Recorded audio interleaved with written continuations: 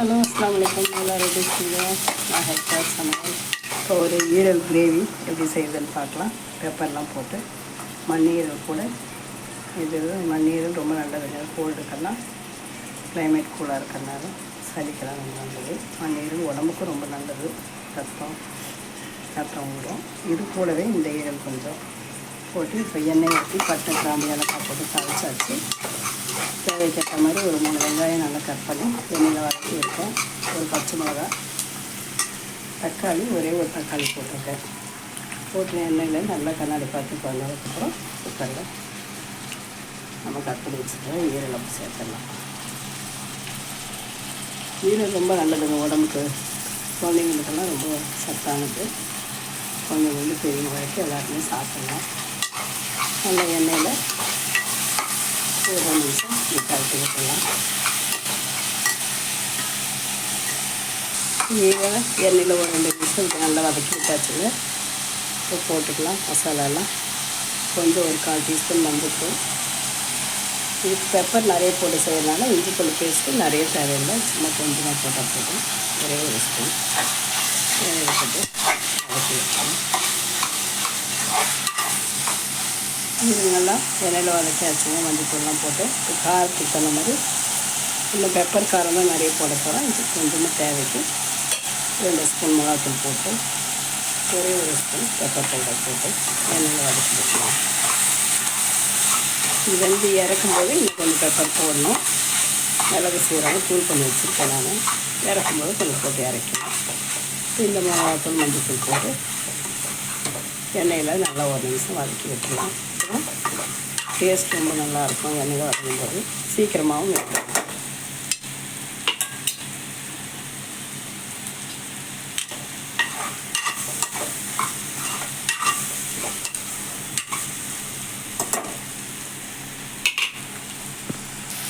தேவைக்கேற்ற மாதிரி கொஞ்சமாக உப்பு போட்டுக்கலாங்க.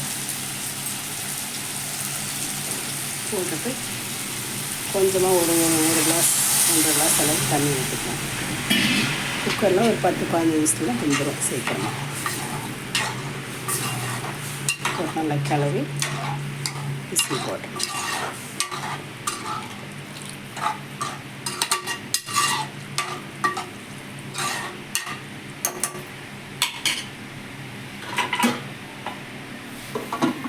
குக்கர் போட்டு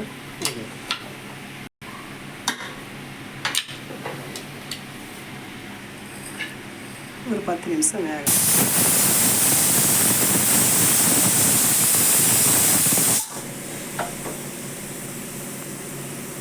இந்த பக்கம் கத்திரிக்காய் முருங்கைக்காய் சாம்பார் ரெடியாக இருக்குங்க.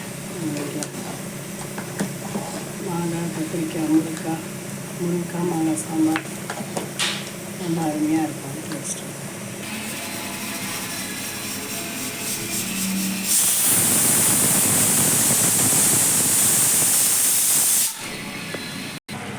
நம்மளோட ஈரல் வந்து சூப்பராக நல்லா வெந்து ரெடி ஆகிடுச்சுங்க. நல்லா மாவாட்டம் வெந்திருக்கு. ரொம்ப நல்லதுங்க உடம்புக்கு. இந்த ஈரல் சூப்பரான ஈரல் ரெடி. இது வந்து ஏற்கனவே நம்ம மிளகாத்தூள் கொஞ்சம் பெப்பர்லாம் போட்டிருக்கோம். இப்போ இறக்கும்போது கொஞ்சம் காற்றுக்கு தகுந்த மாதிரி கொஞ்சம் சுருக்குன்னு காரமாக இருந்தால் தான் நல்லாயிருக்கும். இந்த பெப்பர் கிரேவி போட்டு நல்லா கிளறி விட்டுலாம்.